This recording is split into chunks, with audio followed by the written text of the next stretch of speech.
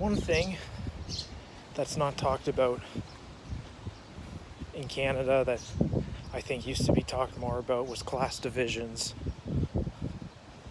and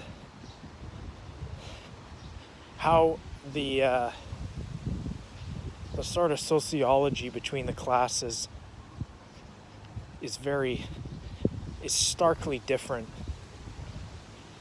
between each class, and how this isn't even talked about. I mean, the middle class compared to the lower class, the lower blue collar class,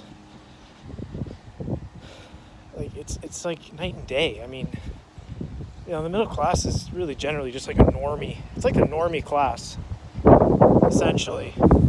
And I mean, they're really, I find that the middle class is always kind of 5 years behind everything. They're not pathologized, but they're just dull and boring. It's just go for your jog, go for your walk, your run, do your exercises, watch this TV show, and go on this vacation, and that's it. That's your life. They don't have any, a lot of these people don't have any talents. They have some hobbies, they like to go fishing.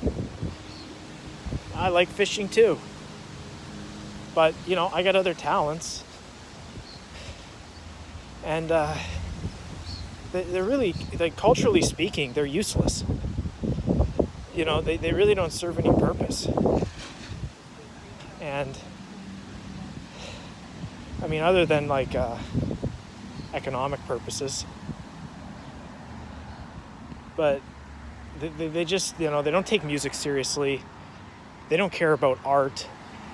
That kind of intellectual thirst is just simply not even there. Now, I mean, among the lower income blue collar, it's much the same. But it just seems that it's sort of a worse problem with the middle class. Now, the upper class I can't speak about because I'm not really sure what they really believe and think in Canada. But you can guarantee that it's usually something progressive. And the middle class too, largely progressive. You can go in those neighborhoods and you'll see the same old liberal signs, when the voting season comes around or whatever.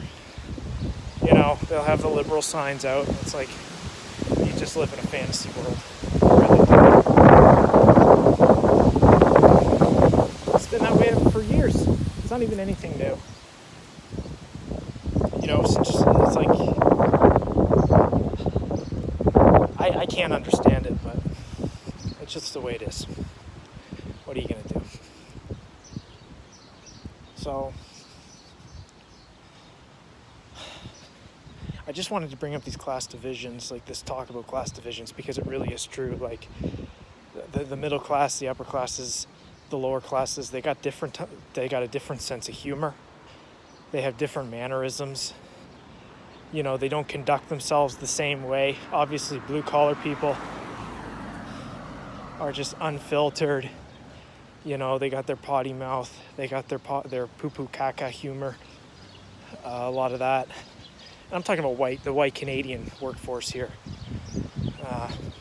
The Anglophone Canadian workforce, the trad. I don't know what to call these things anymore. With all these immigrants, you don't know what to call any of this stuff. What is it? The traditional European Canadian blue collar culture? Something like that. So,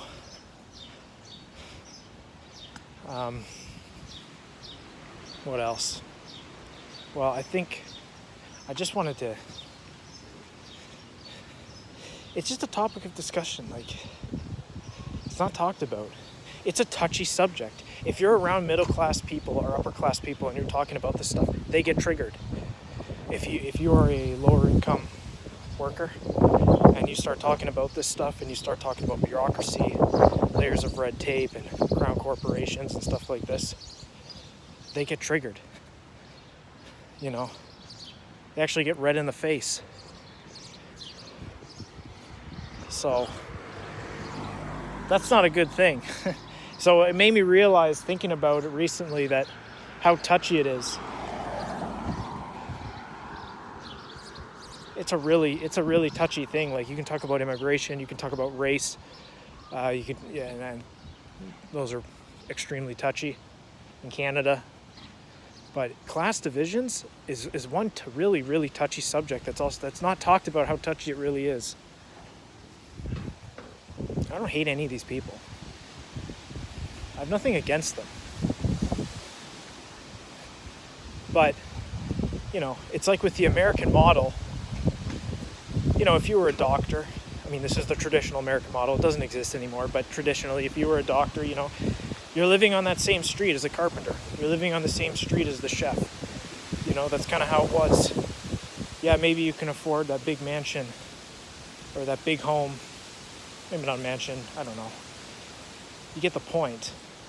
You know, the America wanted to eradicate the class system that Europe had. And in doing so, I think it's part of the reason that the melting pot was so successful. Now, of course, people would, like, it's starting to wane, but really, the melting pot has just failed miserably everywhere else except the United States. So, yeah, I just wanted to make this short video just to get that off my chest. And, yeah, see you around.